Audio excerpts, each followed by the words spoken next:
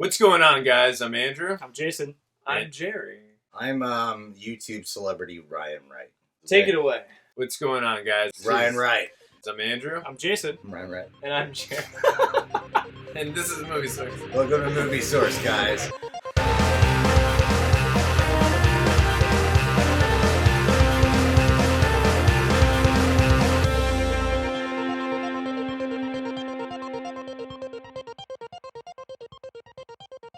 The opening of this movie. Okay. We could start with the opening. Oh, Because there's would be a good actually place to start. something worthy of talking about there. The credits are fucking incredible. Awesome. The credits. What I love about the credits is they show like all these cliches they're setting you up for, but they defy cliche.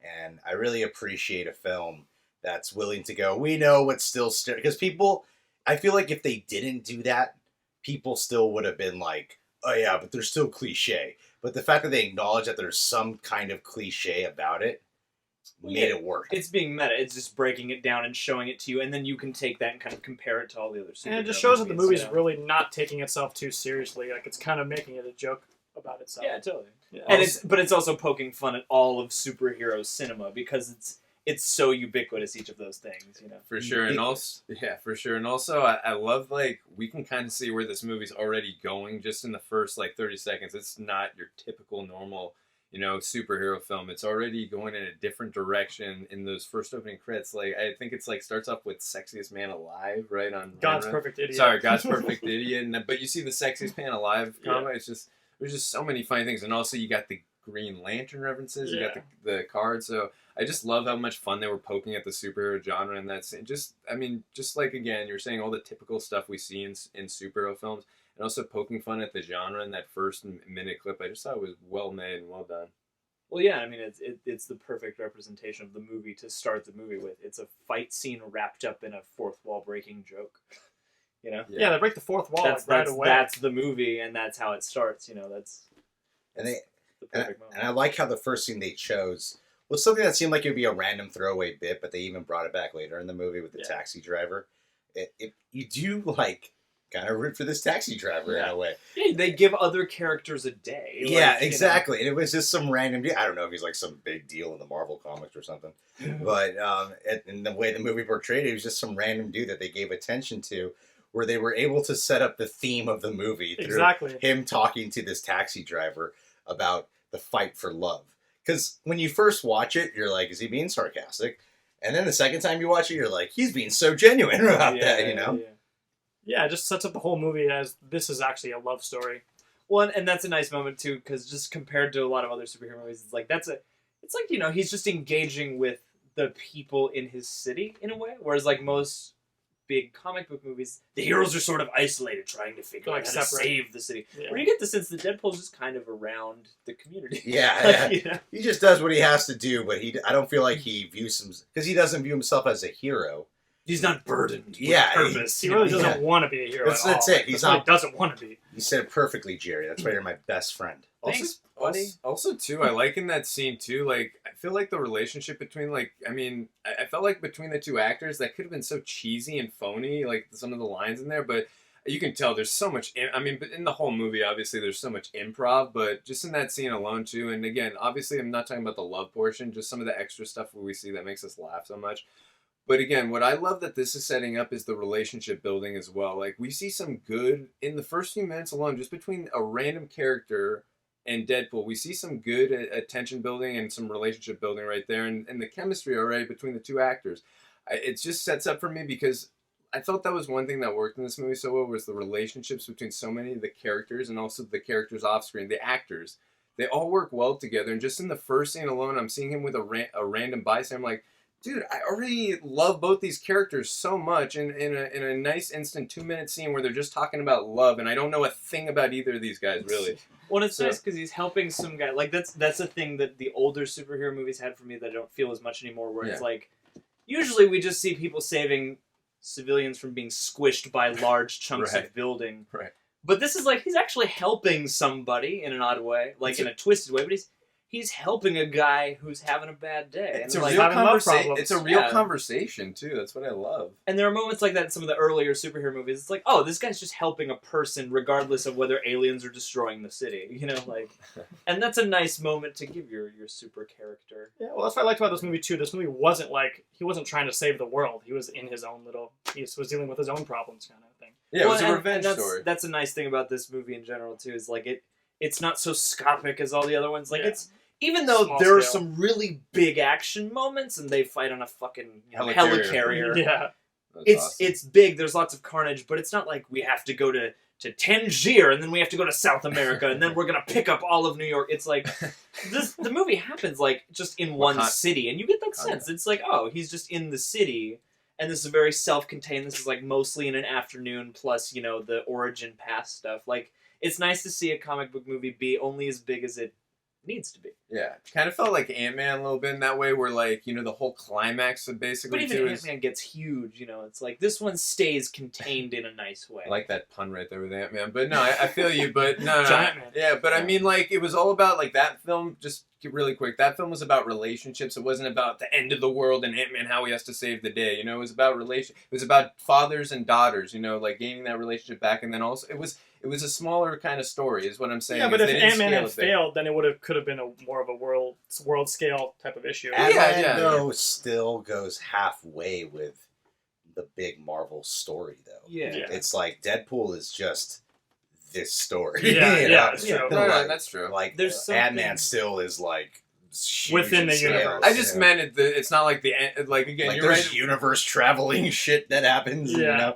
Yeah. Well, because like with a lot of these giant scale, superhero movies, you get a lot of like glass laboratories and like insides of ships and stuff. Whereas Right. like this movie is like a lot of it is just like him strolling around the Right. inner city and like Yeah.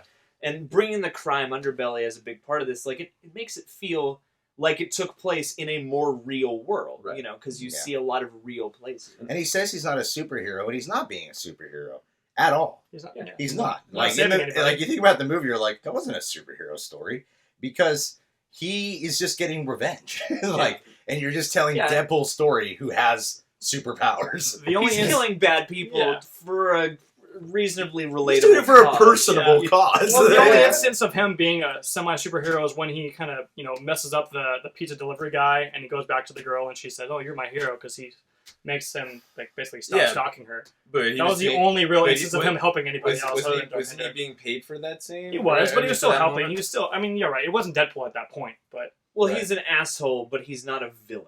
Yeah, Like he's the anti-hero. And I love how they Yeah, exactly. established also in the scene where he's going after the pizza stalker. I love how they established again, because that's non-linear storytelling where we're now going back to him in that scene. I love how they established that he's the same guy out of suit that he is in suit. Regeneration powers or not.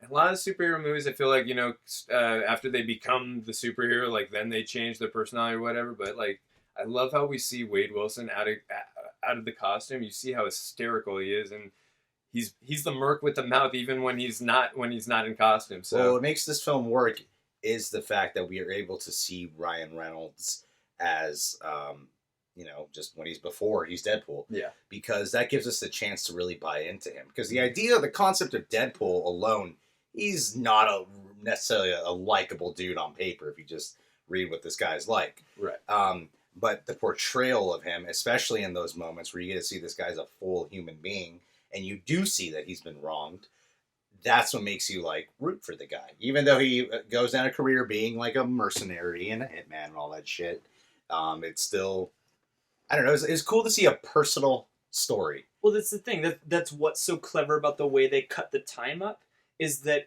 the movie can start off by going, here's all that cool shit you wanted, but in order to make us care about it, we have to spend a lot of time with Ryan Reynolds before all the Deadpool stuff goes down, and it slips a lot of that in ways where we can get all the the character development we care about, and then it mitigates it with cool shit. What I love about those opening moments with him is they are making him relatable in a rather out of the ordinary way. The fact that he's interacting with a taxi cab driver, he goes to sit up front. Who the fuck does that?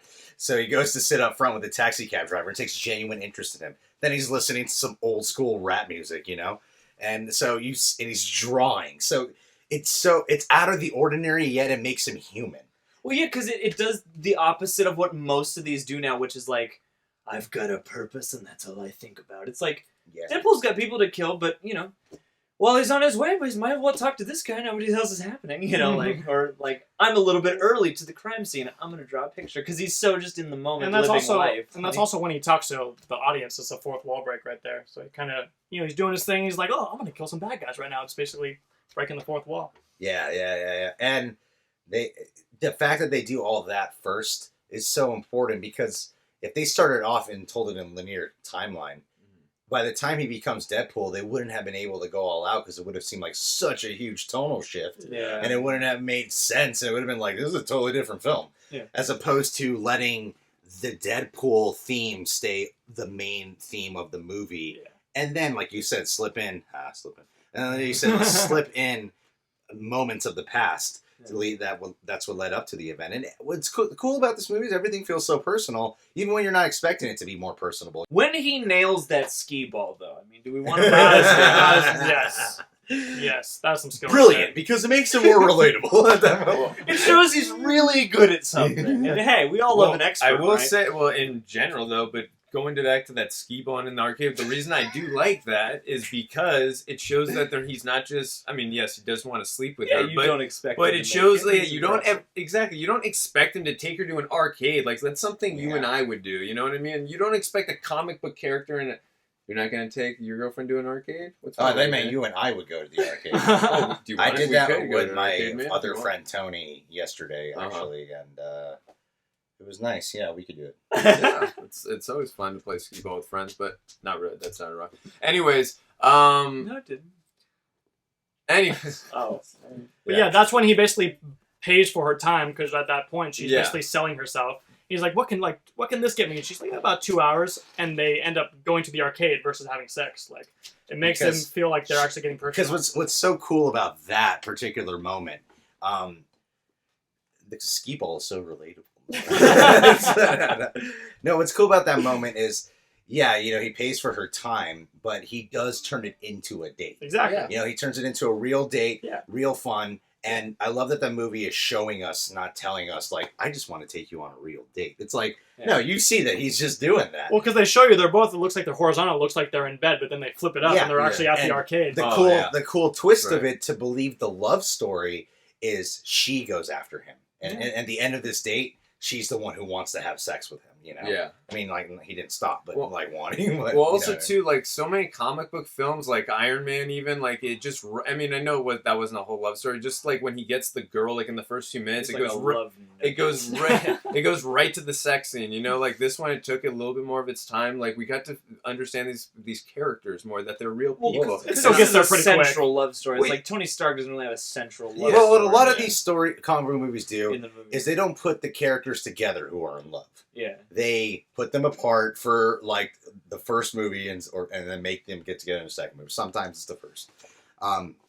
This movie took a totally different approach, which was reality, where you meet someone, you end up, like, connecting with them, you start sleeping together, and then you fall in love. That's the way it usually happens. You sleep that's together fucking first, human. and then you fall in love. It's not the other way around. But movies always make it look like, oh, they fall in love before they even started dating. And there's so many love stories. It's like, oh, they fall in love and they get together, but that's the end. What happens when they're actually together? Like, and it's also the woman. What was the actress's name? Monica Baccarin? Or, excuse me, Marina Baccarin. Sorry. Marina Baccarin. Her. I loved her character introduction too, because she starts, because they're both comparing whose life is shittier. Whose life is more fucked up. It's like a Monty Python joke. Yeah, and it's great because, like I said, this movie that I thought would be the least relatable ended up being the most relatable I've seen of all comic book films. Yeah. And seen in that moment, like, wow, these are two very traumatized characters. And instead of taking a scene to be like, this was my past, they make it human, where in reality, you meet plenty of people who just like, yep, fucked up shit happened to me, and that's why I am, That's the thing about this movie also, because it is an origin story, but it makes the transition from not having the powers to having the powers, like, it's not just a means to an end. It's a crucial element of this guy's life now. It obstructs like the only thing he truly wants in life. Like they make his powers like a big part of the conflict. Yeah, you know? and like, I love how he gets the powers because in movies where someone gets like an injection or some shit and they wake up like the next day, Captain America. Captain America, Yeah. or even when like Wolverine got his claws. Yeah, you got like it felt like in the film it took like a day or Yeah. something. Something like that. They just gave him a shot or something. Deadpool, Wade Wilson had to survive torture in order to obtain these powers. So in a way, he does earn it. Oh yeah, You know, because he suffered in order to do this. And I love the cause of getting the powers. It wasn't some random incident. He was diagnosed with cancer. Just the right amount of dramatic scenes there. Yeah. And then and those are nice because it's like there are times where you think it'll start joking and it doesn't, and those grab you even more. Oh, I but then they toss in the humor with it also. Yeah, So. yeah, but in like, a more sophisticated way, Yeah, in the way that guy would under those circumstances, not because it's a comedy, Right. You know, like, It's like the scene where he's up at night crying and he's like, oh, what are you doing? And then he starts making jokes about Liam Neeson and Taken. He's like, oh, I had a Liam Neeson nightmare. Yeah. I made 3 of those movies. Yeah, but he's that's just a terrible dad. That's what's great is because the humor is never forced. It's a part of the character. Yeah. You could he see would when say he's that. using humor as a form to deny whatever the Of fuck course. is really feeling. Yeah. You know, and It's like a- that's what makes the love story so powerful is like these two fucked up people that make each other happy.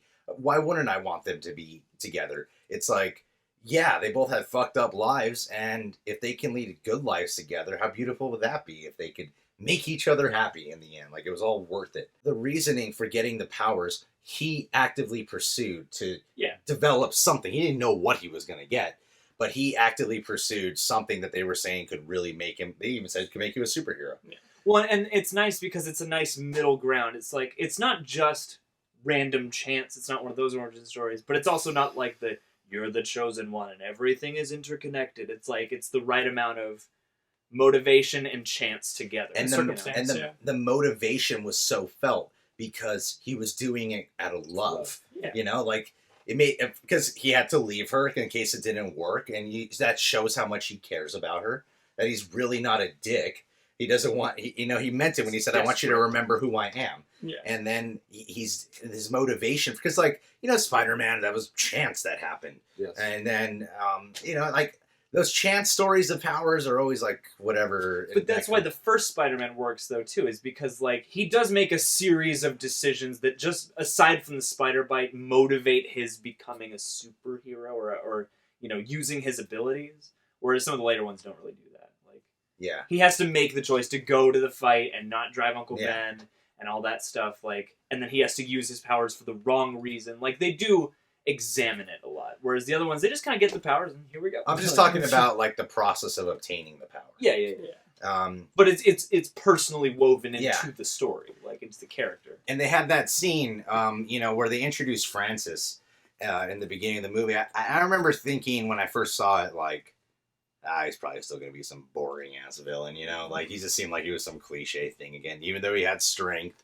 It From was the transporter. Enhanced reflexes too. Yeah. I was surprised too because I'd seen him on a couple episodes of Game of Thrones, and I knew Game of they tried Thrones, to yeah. reboot Transporter with him, and that didn't go so good. So Yeah. I was like, I don't know about this guy, and I was pleasantly surprised by him. Yeah, no, I agree. And when we first saw him, I was like, "Oh God, he's your typical British villain," Yeah. as they pointed in the credits. But yeah, no, at first I wasn't sure how I was gonna feel towards the character. I mean, they gave him the part where he picks the guy up and to give him some menacing factor. But then as the film like later drags on, and you get to see the scenes of him like torturing Wade, and like the scenes where he's going into Wade's face saying, "What's my name?" Like it was menacing, and you could feel his presence and feel the sense of danger for Wade. Like when they really don't like each other. Yeah. Like they hate each other, not just like I have to stop you because you're generally a bad guy. It's like, no, we got beef, and you fucked my entire life up. but there's a great He did save him too. the good scene, that good moment that I really like from the scene when you first meet Francis and he chokes that guy. Is when he's put down and he goes, "Fucking mute." Fucking mute. Yeah. And because that, was one of the best ways you could have easily established that we're in the X-Men world. Exactly. Yeah. And it doesn't make it so ridiculous when he proposed, when the guy makes a proposal that Wade Wilson could be a superhero. you know, because it's a world of mutants, and because he doesn't go superhero. Are you kidding me? What does that mean? Yeah. Like he seems like it could be plausible in some way because of the world that's been established. Right. Well, and it's not because just a few people say it and we get it. It's not like let's go through the rules of the universe now. Yeah. Where we like mutants for this. It's like just a few mentions and you get it. Yeah. No, and again, I love it's getting into the conversation about the guy recruiting him to be in the Galaxy Quest. yeah Yeah, from Galaxy Galaxy Quest. Quest. That's right. But like I loved Wade's response when he's like, where he's like, how does that sound? He's like, I'd say you sound like an infomercial, but not a good one. Maybe like Shake Weight. It's just like, again, using the humor in situations where there's a dramatic moment going on. Because the introduction into Francis was interesting. Because when he first stabs the guy, when he's beating up Francis off the motorcycle, you don't realize it's Francis's. That was a random. Yeah. So you're like, he's just beating up this one random dude and Yeah. taking out all this aggression on Yeah. him. Then when you finally learn, like, oh, it was actually not that. It's not as disturbing at that point.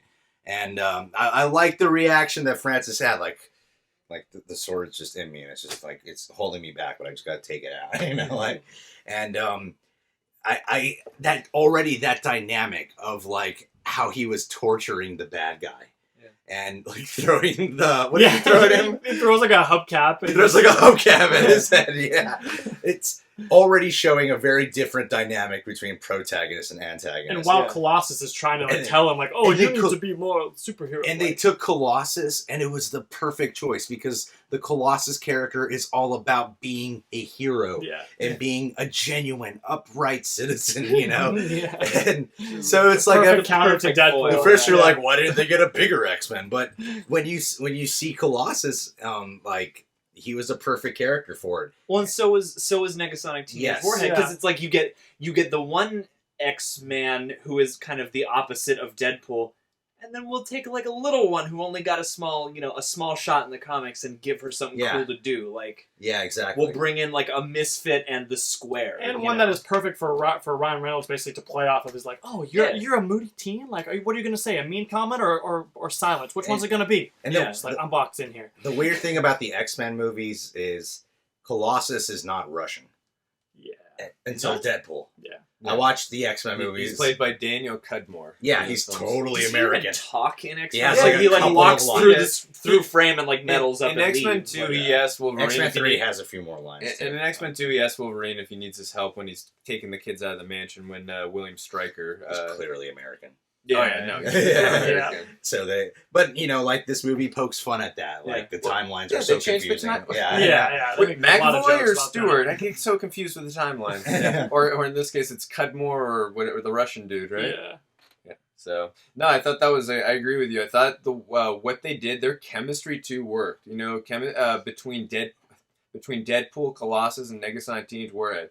That easily, again, you're thinking when you see a film like this, you're going to get more popular characters like Wolverine, like Cyclops, some of those guys, and even Beast, who they mentioned is shitting on a lawn somewhere in the film. Yeah. But again, when you get these characters, I was so invested in these characters I didn't think, I'd be as invested in because they're more minor characters in the comics, but they made it work. Totally. Well, that's almost more interesting. You get the character we've all wanted to see. One character who's never gotten a fair shake, and one character that a lot of people don't know about. But I hope it's a perfect stepping stone. And basically, what I'm saying is, I hope this shows like some other studios in the future, like that you can make some superhero movies that aren't genuine. Like it doesn't have to be a Wolverine movie. You can use other characters in the comics. Because from my understanding, we've seen Colossus in 3 X-Men movies. 2, 3 Days of Future Past, and this one now, so 4. Well, X-Men movies. I mean, like just the X-Men movies, not the Deadpool movie. Oh, right. So yeah, we got in 3 X-Men movies, and then we get Deadpool. Right. But when Colossus returns in X-Men, we're gonna want the one from Deadpool. Oh yeah, you know what I mean? Yes, yeah, that's fucking cool. Because he's more of a character. They totally redid all of Colossus's personality. Because what makes Colossus so great is he sees hope in Deadpool. Yeah. He sees the potential in him. He sees a good guy inside of him and he doesn't quit on him. And that's like a great like buddy to have, And I'm sure Wade Wilson probably feels good on the inside about it.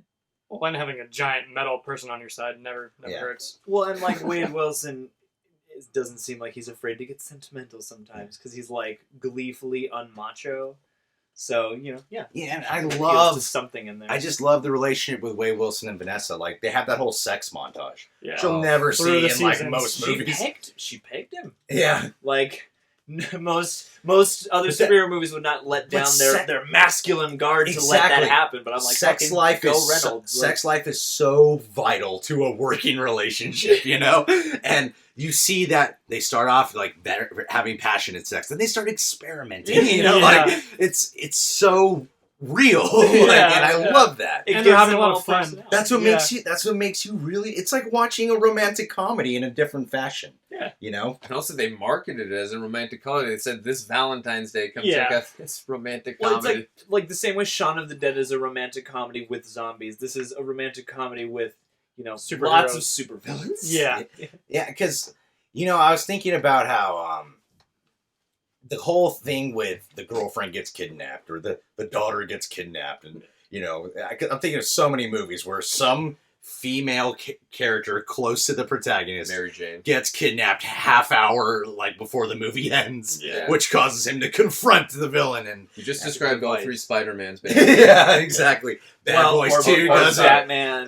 Fucking that Sylvester At least Stallone movie did the that. Nolan Batman movie is the first. Yeah, Yeah. no, you're right. This movie does that too. No, it does, but this It movie does, does It's but it just a done different not in way. a cliche way. It does in a way where, because even in the environment she's in, she's working at a strip club, Mhm. and it makes sense that she would kind of go down that path. I don't even know she was working at the strip club before that, but when Wade Wilson was around. She was like waiting, not necessarily stripping. Okay. It's more sophisticated in a sense because you get the sense that both of them are independent, capable people, but they're better together. Yeah. They don't need each other. They're not like codependent. They're the best versions when they're together. Oh, And yeah. the way she was lured into it, she wasn't just like doing something and then got kidnapped. She was lured into the situation because first Wade Wilson passes her, she feels him. She senses them. Yeah, she senses that he's there. She feels his energy. And then when she goes outside, she thinks she sees him, because she felt his energy. So it was kind of a luring game that was happening. Yeah. And so it wasn't as I didn't get pulled out at all. Like I didn't even notice that till looking back on the film that like a lot of movies have done that.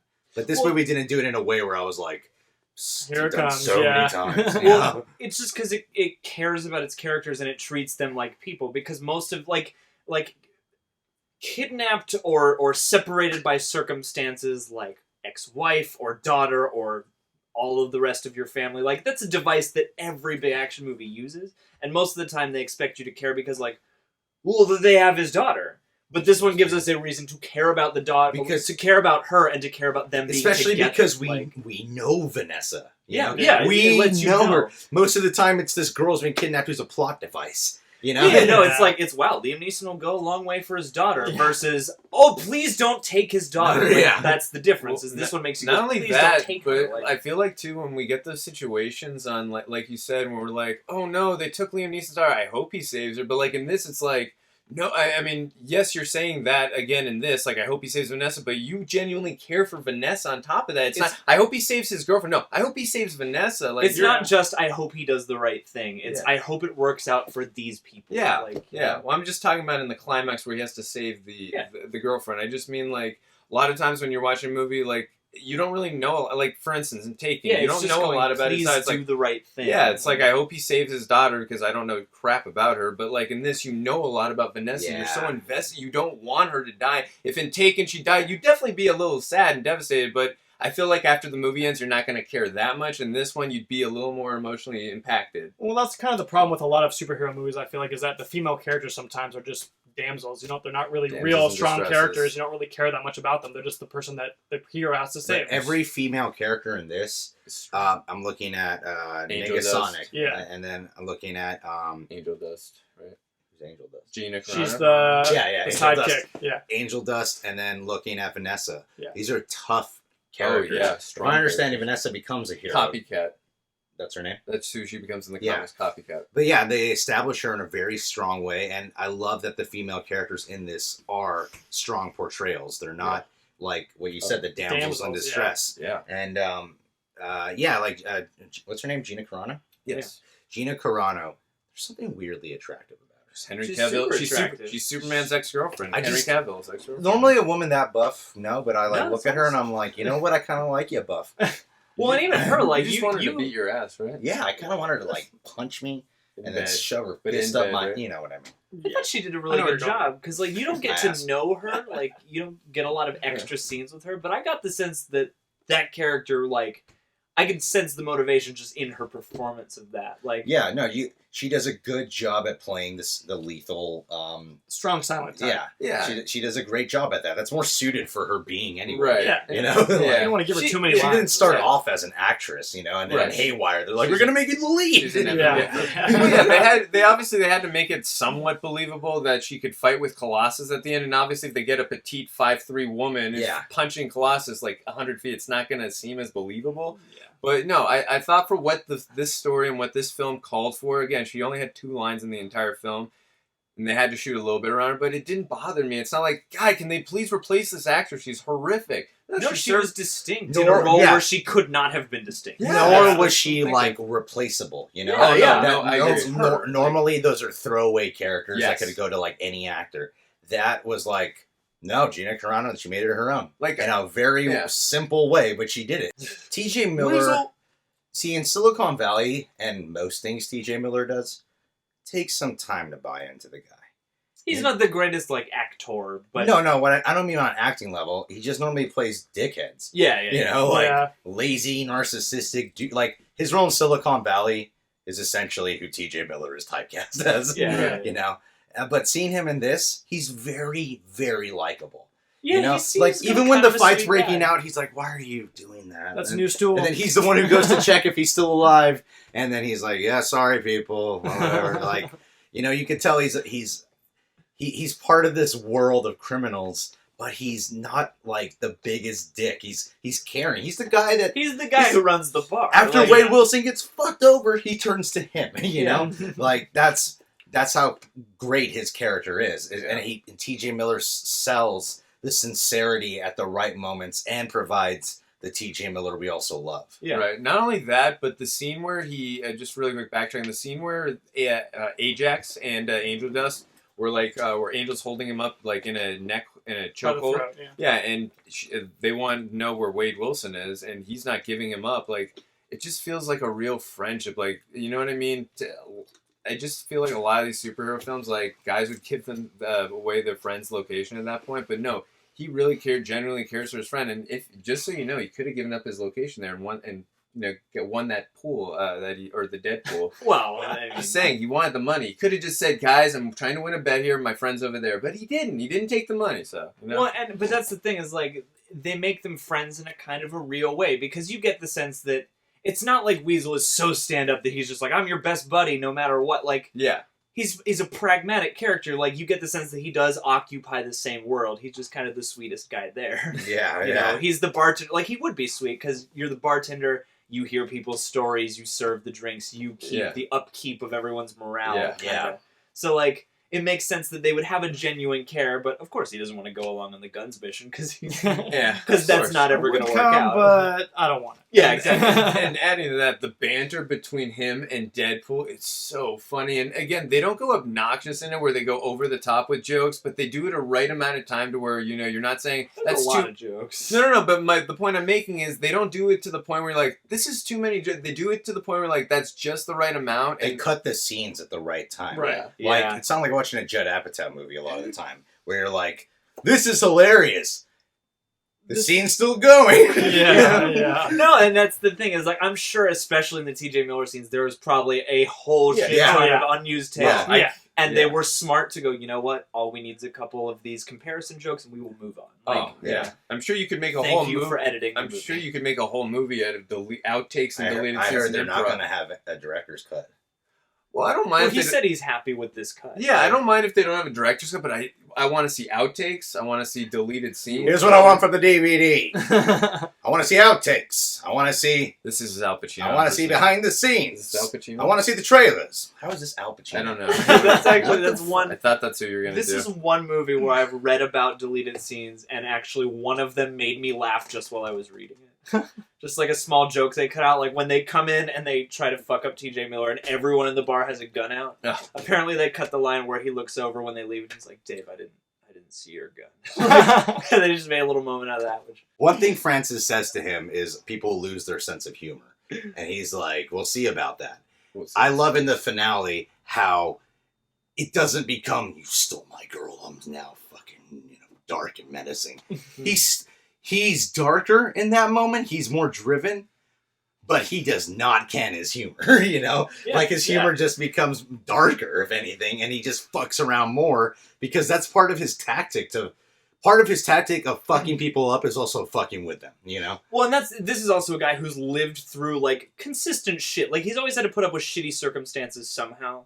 Whereas like I feel like a lot of characters now get one note and like when like all of a sudden life changed one day from perfect to not perfect. Whereas like this is a guy who makes sense, would always have his humor. Yeah. Because he's always got something shitty to deal with. Because even when he spells out Francis with the bodies. Yeah, that was great. So funny. Yeah. Let's fucking That was spell it so out for you. creative too. Yeah. Oh, yeah. Because it first takes you a second to be like, because when I watched it, people laughed, and I was like, "What's wrong with?" Oh, yeah.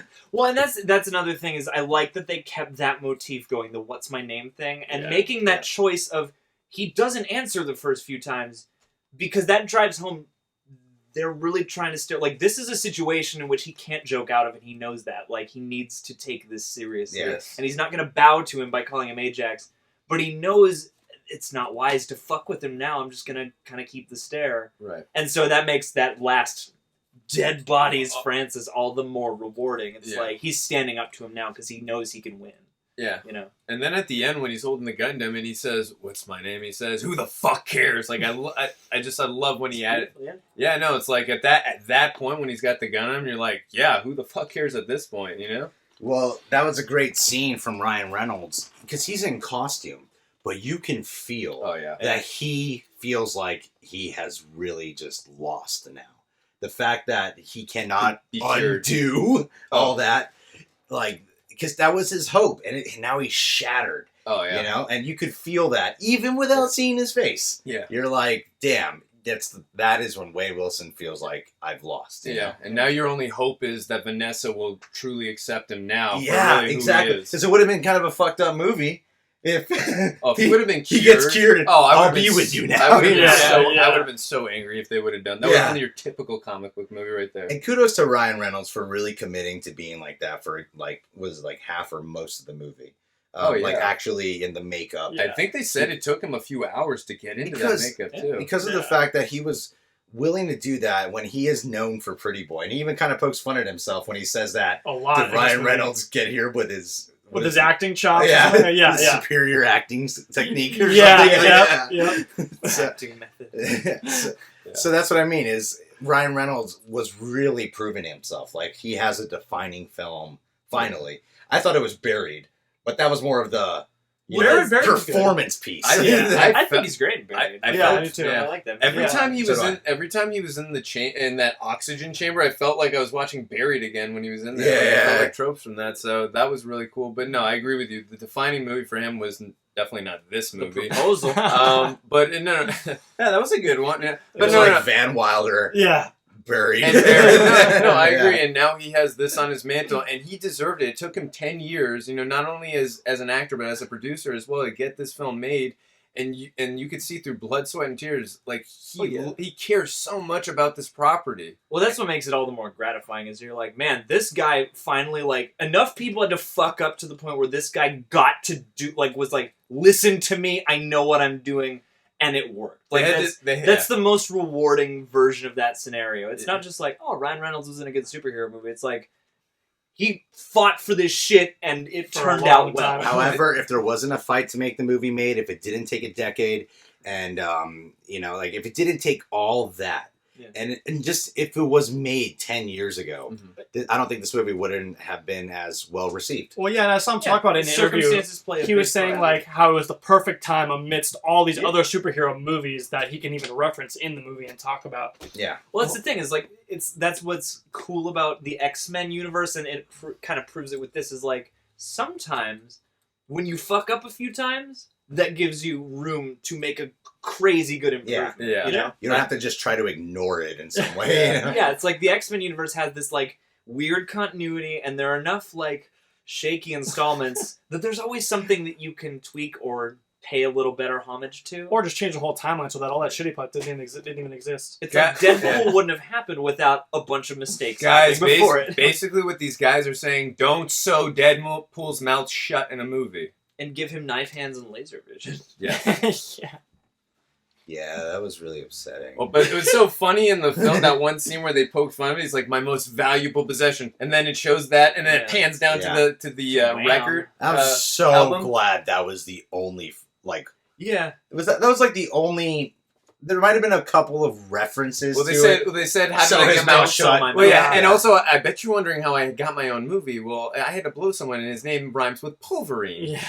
But that's No. even a slightly more broad joke. No, what I Like, mean is yeah. like when it comes to his actual like mouth being sewn, Yeah. I was worried that they were gonna make fun of that so The whole much. Just time. twice. Yeah, They only did they only twice. did it twice, and it was like, thank God they didn't put It's- all yeah. this emphasis Yeah, on how and they when did It's Fran- it. one audio reference and one visual reference. Exactly. And Yeah. They made fun more of like the Wolverine movie a few more times, but not necessarily the being sewed shut thing. So. Yeah. Oh, it's Yeah. funny, Just Hugh Hugh Jackman Jackman a in lot. general, yeah. Dude, A yeah, lot. and we mentioned before, Hugh Jackman is such a trooper to let them make so much fun of him like this.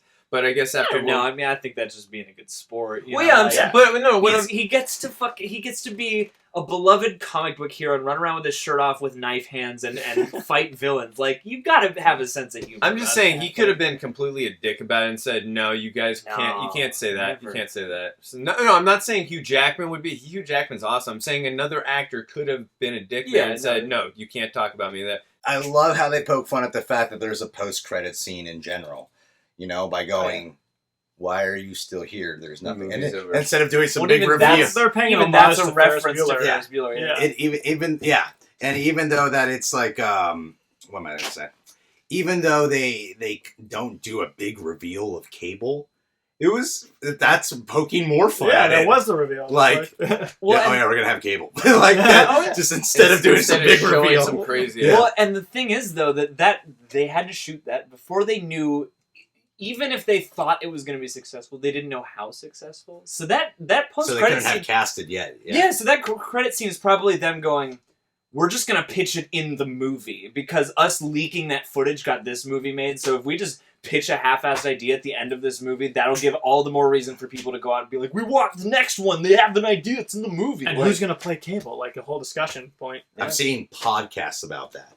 Like people are really trying to decipher who they Well, think Stephen could be Lang, the bad guy in Avatar, who I want to be playing Cable, he actually has been petitioning on Twitter, letting Ryan Reynolds know and the whole cast and crew that he wants to play Cable. So, like, we were watching movie fights though, and I think they had a point. I think if you cast somebody like John Cena for a role like that, because it's a weird choice, John like it's Cena. weird enough for that movie. Like, And they did. The one thing people are trying to say, a lot of people are saying Deadpool's pansexual, and they want to see him with a boyfriend. I'm not against that because I'm not like anti-gay at all. It's because there's a whole love story about Vanessa. Yeah, that it I'm would really kind of be invested like, in. okay, Yeah. you're going to cheat But on here's the Vanessa. thing, it's like, like, he kisses that pizza boy on the face like right before he leaves. And I mean, it's not like a romantic thing, but you could tell like He's he's just- clearly okay with that. So like, you don't have to give Deadpool a boyfriend. You can just make him have random like vaguely sexual experiences with men. he's Like, just comfortable with his sexuality. yeah, you know. Whatever gets him off. Yeah, Yeah. literally, yeah. Like, Ben's going to feel huge in this hand tonight. well, and last thing for me, just in that post-credit scene, I love how he makes an off-putting remark about not having like, what do you think this is? Another kind of superhero movie? What do you think Samuel L. Jackson's going to come here with an eye patch? No, we don't, or something like that, right? Yeah, Is that what I yeah. said? But I just thought it was again funny how they were poking fun at the MCU. You know, you got the helicarriers in Oh, there. hell you got yeah. you got them poking fun with Samuel L. Jackson eye patch. Just again, this movie wasn't afraid to just do anything, and I had so much respect. That's why I love this. On top of the amazing characters, the great pacing, the amazing love story we got, this movie took so many chances that most films just won't take, and I have so much respect for that. And it worked just on every level to me for the most part. I can't think of too many things where I'm like, that didn't work in this movie. That joke didn't hit. That didn't work. it felt very natural. It wasn't a forced film, and I was into it the whole time. I didn't look at my watch once, and it was just one of my favorite superhero films. It was a studio movie that felt like the studio had a sense of humor too. Yeah, well, I mean, it seemed like the perfect storm of getting people who knew what to do with this idea and letting them do that thing. Because the reason Deadpool works so well is because they basically stepped out of the way and went, what's going to make this work the best it can? Well, let's just do the comic. Let's make it R-rated. Let's put in, bloody violence and crazy jokes and stuff like that. And they just let it be what it is, so it feels genuine. It's because they saw that the Deadpool community for years have been like, we want a Deadpool movie. Yeah. Well, so they were like, we got to make it in a way that will really satisfy the fans. right. Well, go ahead. Sorry, no. It seemed like everyone who was working on the film, obviously Ryan Reynolds and a bunch of other people, seemed like they really care about the movie. They want to make it the best they can make it. It's not just another, summer blockbuster that they're trying to put out. Well, and it also kind of speaks as a vote of confidence for the mid-range level blockbuster that is all but extinct now. It's like, this is like a $50 million movie or something? 58. Yeah, which is like, most big comic book movies are 170, 3 times that 200. much. Yeah. And like, sometimes having a good-sized budget, but not a giant budget, is a good thing. Like, you can make a more genuine movie, and you gotta be a little creative, but you have enough resources. No, like, for sure. And also, like, this movie, everything that approached it was all that it needed to be, and that's what I hope the lesson is from it. Yeah, and also, too, it's like, this is the studio that just did or as I like to call it, the shit-tastic 4. Fan 4 stick? I hate that movie so much. But anyways, like I was saying, they didn't have Ryan Reynolds for that film to be their head marketer and their star, but you can tell they learned some lessons from that film, not getting in the way, I don't know if they have, though, because these were being made probably around the same time, like... That's the thing is, they probably made Fantastic Four and Deadpool at least somewhat overlapping in terms of production timelines. Mm-hmm. So, like, I bet they're learning a lot now that both of those movies. Yeah, I just meant from a studio interference, because I know that they didn't really let Joshua Trank, do a lot of what they had promised him to do, and I feel like in this they let Tim Miller and Ryan Reynolds, look, you guys got free reign, do your thing. He has 2 copies. Commando. The director's cut and the regular version. Mark L. Lester directed this film, and it came out in 1985. Great Arnold film. Very specific. Hooray. Well, that's going to do it for this video. We want to thank our friends from The Real Reject for coming on this video. Thank you, guys. And if you want to check out more videos like this one, you can hit the subscribe button. See you guys next time. Play that awesome movie source music.